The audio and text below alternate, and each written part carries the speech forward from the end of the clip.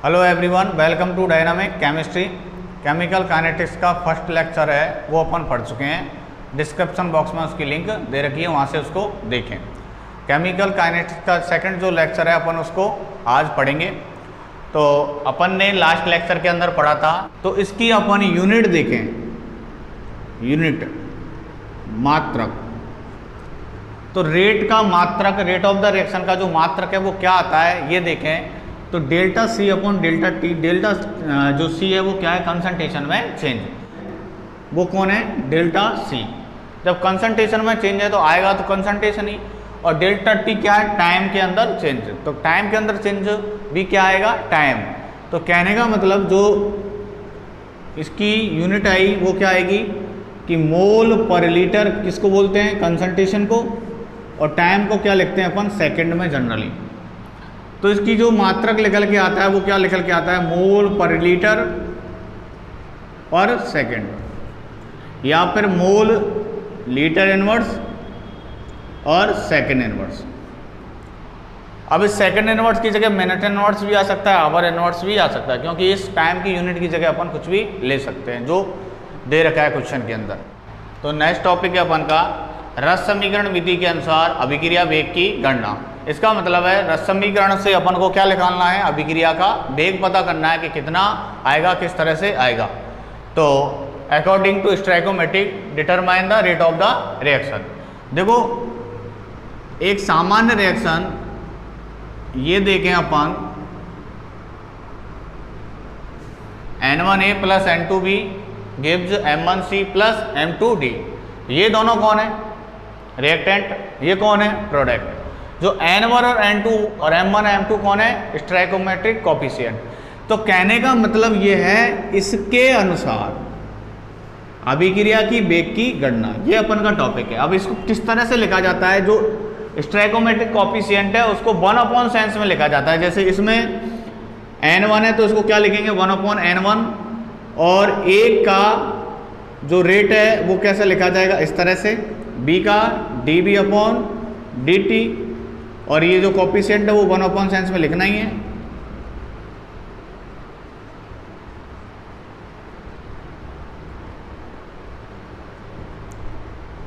इस तरह से हम इसको लिखते हैं। तो ये दोनों कौन है, रिएक्टेंट। तो रिएक्टेंट ना हमको पता है ड्यूरिंग द रिएक्शन रिएक्टेंट हमेशा क्या होता है, लैप्स होता है, खत्म होता है, और प्रोडक्ट क्या होता है, हमेशा फॉर्मेशन होता है। तो कहने का मतलब ये होता है कि अगर इस वाली जो प्रोडक्ट की के लिए अपन प्लस साइन यूज करते थे और रिएक्टेंट के लिए क्या करते थे अपन, माइनस। तो ये जो माइनस प्लस है ये केवल ये इंडिकेट करता है कि कौन रिएक्टेंट है और कौन प्रोडक्ट है, जो अपन ने लास्ट क्लास में देख चुके हैं। कोई भी टाइप की रिएक्शन है उसके लिए अपन लिखना चाहें किस तरह से, ये कोई रिएक्शन है N2 plus thrice H2 gives twice NH3। तो इस रिएक्शन के लिए अपन को क्या लिखना है, रेट लिखना है। क्या लिखेंगे अपन, dN2/dt। इसके अंदर क्या है,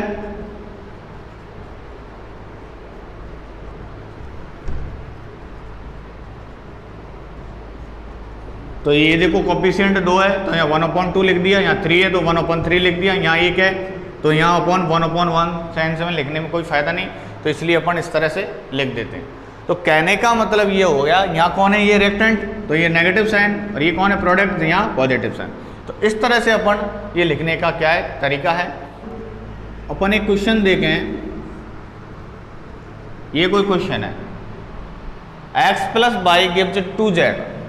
इसके अंदर क्या कह रहा है क्वेश्चन के अंदर कि x + y गिव्स 2z में x के विलुप्त होने की दर, x के विलुप्त होने की दर 10⁻³ मोल पर लीटर पर सेकंड है। तो y और z की दर बताओ। तो y क्या है, रिएक्टेंट, तो रिएक्टेंट क्या होता है, लैप्स। तो रिएक्टेंट की जो होगी वो क्या होगी, लैप्स होने की रेट है, और प्रोडक्ट कौन है, z। तो प्रोडक्ट की क्या है, फॉर्मेशन की रेट होगी। तो कहने का मतलब क्वेश्चन क्या है, दोबारा से देखो, x + y गिव्स 2z में x के विलुप्त होने की दर ये दे रखी है, तो y के विलुप्त होने की दर तथा z के निर्माण की दर या फॉर्मेशन की दर क्या होगी। तो कहने का मतलब हमने पहले ही पढ़ चुके हैं कि प्रोडक्ट हमेशा फॉर्मेशन होता है, निर्माण होता है, इसलिए उसके लिए अपन क्या बोल सकते हैं, निर्माण की दर, बनने की दर, फॉर्मेशन की रेट, एक ही बात है, कुछ भी बोले। और रिएक्टेंट हमेशा क्या होता है, लैप्स होता है, तो इसके लिए क्या कर सकते हैं अपन, विलुप्त होने की दर, खत्म होने की दर या डिसअपीयरेंस की रेट, कुछ भी बोले, चीज एक ही है। क्वेश्चन के अंदर लैंग्वेज से डरना नहीं है, कुछ भी दे दे उसने, निर्माण बोल दे, बनना बोल दे, एक ही बात है। अब मैं कह रहा हूं कि ये वाले न्यूमेरिकल में उसने बोला है कि बाई के, क्या बोला है, बाई के बनने की, बाई के विलुप्त होने की दर तथा जेड के निर्माण की दर ज्ञात करो। इसको कैसे लिखते हैं अपन, देखो यहाँ वही है 1, यहाँ 1 और यहाँ 2 है, तो एक को लिखने का कोई मतलब नहीं है, तो क्या लिखते हैं अपन, d x upon D T.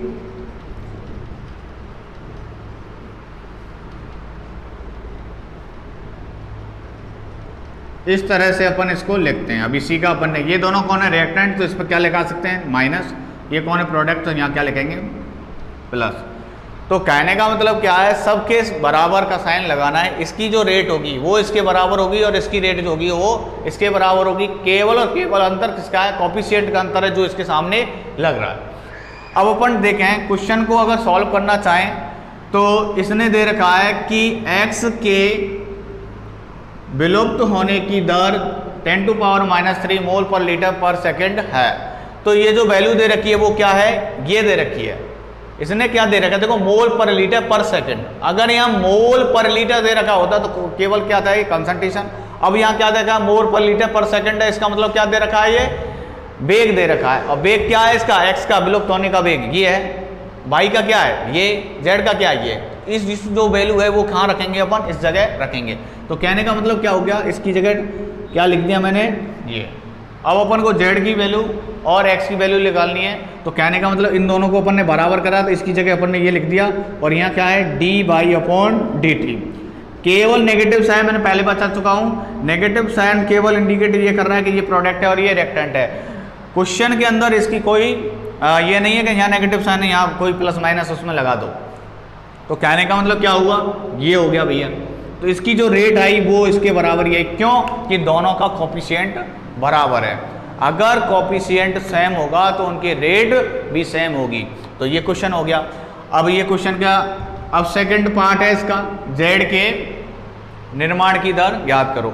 तो जेड के निर्माण की दर, अब हमारे पास ये भी है ये भी है। अब इन दोनों के से कोई से को भी इसके बराबर कर दो, तो मैं dx अपॉन डी टी बराबर 1/2 इस तरह से लिख दूंगा।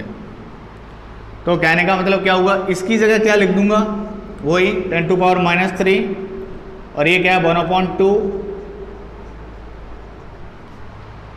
तो ये कहने का मतलब क्या हो गया, ये रेट क्या आई इसकी, D Z upon D T.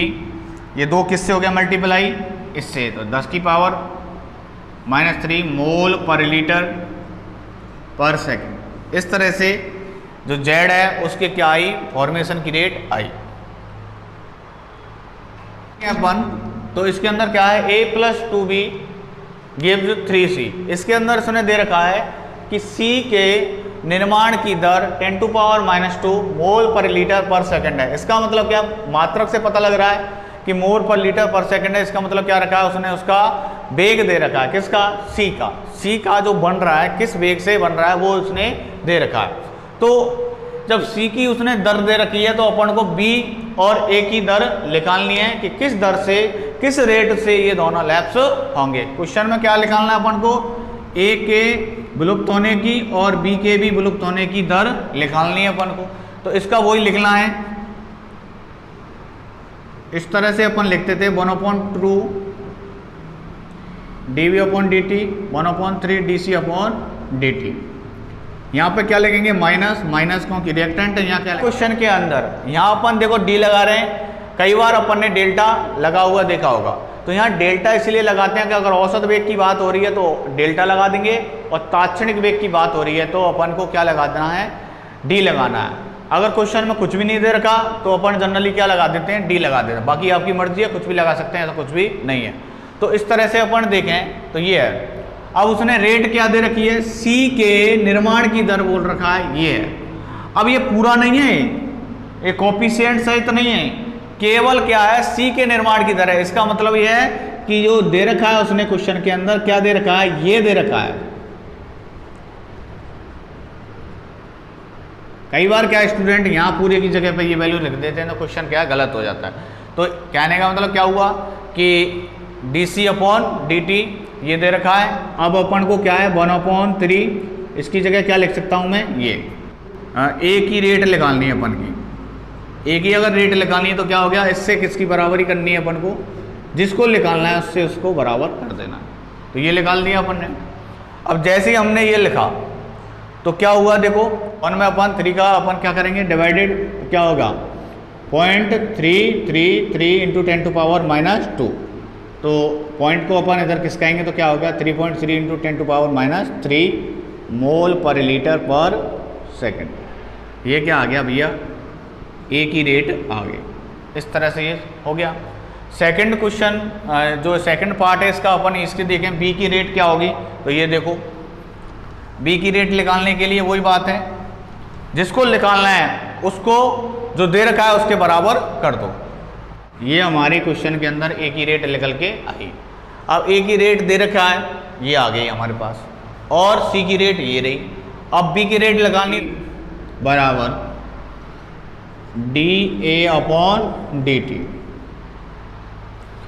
तो कहने का मतलब क्या है, ये हमारे को पता है, ये क्या दे रखा है उसने 3.3 इंटू 10⁻³ ये हमारे पास क्या दे रखा है, ए की रेट। तो D B upon D T बराबर क्या आया, 2 इससे मल्टीप्लाई हुआ कि क्या हो गया 6.6 इंटू 10⁻³ मोल पर लीटर। क्या आया 6.6 इंटू 10⁻³ मोल पर लीटर पर सेकेंड।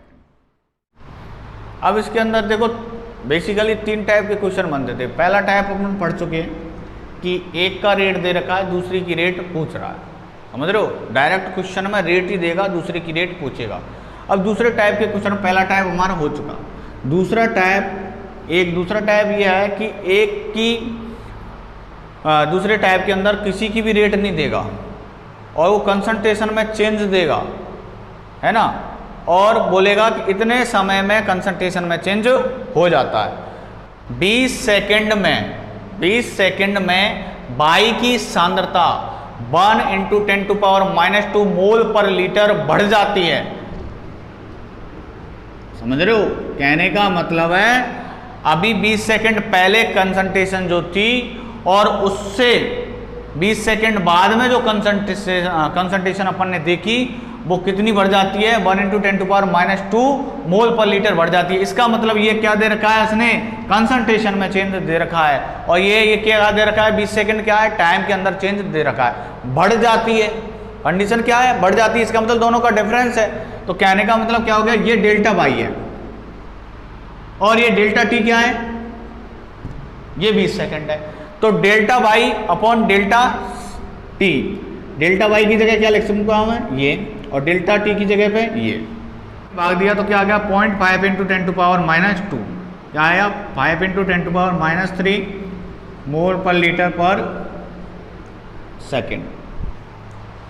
अब ये जो पहले वाले क्वेश्चन के अंदर तो ये रेट दे रखी थी, अब दूसरे वाले जो दूसरा टाइप का क्वेश्चन है उसमें अपन को ये रेट जो है वो निकालनी है। ये निकल के आ गई 5 इंटू 10⁻³ मोल पर लीटर पर सेकेंड। ये किसकी रेट निकल के आई है, वाई के निर्माण की दर, क्योंकि ये कौन है, प्रोडक्ट, इसलिए ये बढ़ रही है। अगर यहाँ घटता किसका, रिएक्टेंट की घटती। तो कहने का मतलब ये हो गया। अब सुनो, अब क्वेश्चन के अंदर वो बोल रहा है कि x और z दोनों की जो रेट है वो पूछ रहा है। तो x कौन है, रिएक्टेंट, तो इसके तो क्या होगी विलुप्त की दर पूछा है उसने, और इसके z की क्या बोलेगा, वो निर्माण की दर बोलेगा। तो इस तरह से अपन निकालें तो देखो क्या हो रहा है।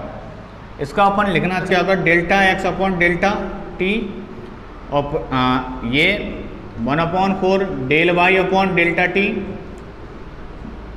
Del Z upon delta T. तो इसकी जगह पर क्या लिख सकते हैं अपन, ये 1/4 इंटू 10⁵ इंटू 10⁻³ इस तरह से, और 1/2 delta x upon delta t. अपन को क्या निकालना है, एक्स के विलुप्त होने की दर, तो delta x upon delta T, ये क्या होगा, यहाँ आ जाएगा। तो क्या आया 2/4 5 × 10⁻³ क्या आया, del X upon del T क्या आया 1/2 5 × 10⁻³ ये गया क्या आया यहाँ 2.5 × 10⁻³ मोल पर लीटर पर सेकंड। ये क्या आया भैया, एक्स के विलुप्त होने की दर आई।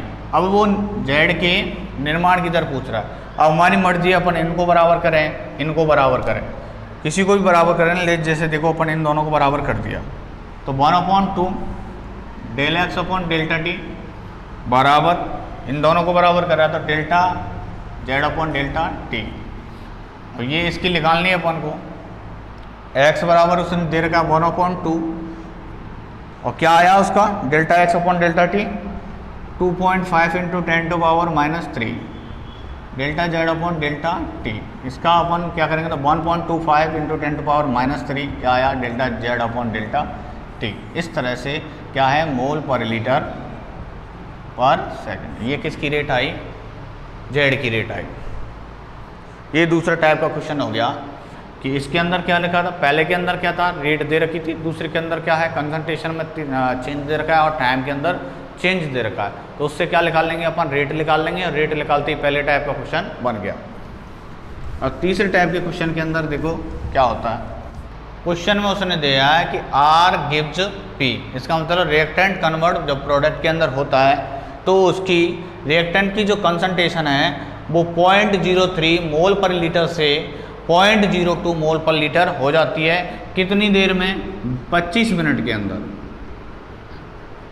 तो इसने पूछा है कि P कौन है, प्रोडक्ट के फॉर्मेशन की रेट बताओ, प्रोडक्ट के फॉर्मेशन की रेट बताओ। तो इस तरह के क्वेश्चन में प्रोडक्ट के फॉर्मेशन की रेट लगानी है, वही क्या लिखना है अपन को, अगर यहाँ औसत वेग दे दे तो क्या लगा देंगे delta P upon delta T, और यहाँ delta R upon delta T. तो यहाँ वही प्लस और यहाँ माइनस। अब क्या कह रहा है, क्वेश्चन में उसने दे रखा है, अब चेंज जो है पहले तो ये कह रहा है इतना बढ़ जाती है इतनी घट जाती है, बढ़ना और घटना क्या है अपने आप में ही चेंजेस है। अब क्या कह रहा है, कंसंट्रेशन इतने से इतने हो जाती है, इसका मतलब उसने जो डिफरेंस है वो नहीं दे रखा, उसने वैल्यू दे दी इतने से इतने हो जाती है, इसका मतलब अपन को वो निकालना है। तो कहने का मतलब क्या हो गया, इतने से इतने हो जाती है, तो रिएक्टेंट हमेशा क्या होता है, लैप्स हो जाता है, इसलिए देखो घट रहा है। तो क्या होगा 0.03 से क्या हो गया 0.02 हो गया, तो क्या हो गया 0.01, जो कंसंट्रेशन में चेंज क्या आया 0.01। तो इसकी जगह क्या लिख देंगे अपन, डेल्टा आर या डी आर, इसकी जगह क्या लिख देंगे अपन 0.01, और डी टी क्या है 25 मिनट, 25 मिनट। तो ये क्या हो गया d p upon D t. अपन 0.01 में इसका डिवाइडेड करेंगे तो क्या आएगा 0.04 इंटू 0.01 बराबर क्या आया,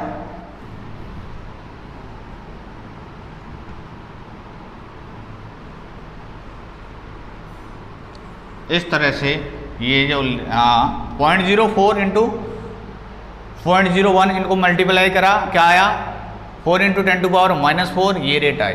अब जो ये रेट आई वो क्या आएगी, मोल पर लीटर पर मिनट आएगी, क्योंकि क्वेश्चन में क्या दे रखा है, मिनट दे रखा है।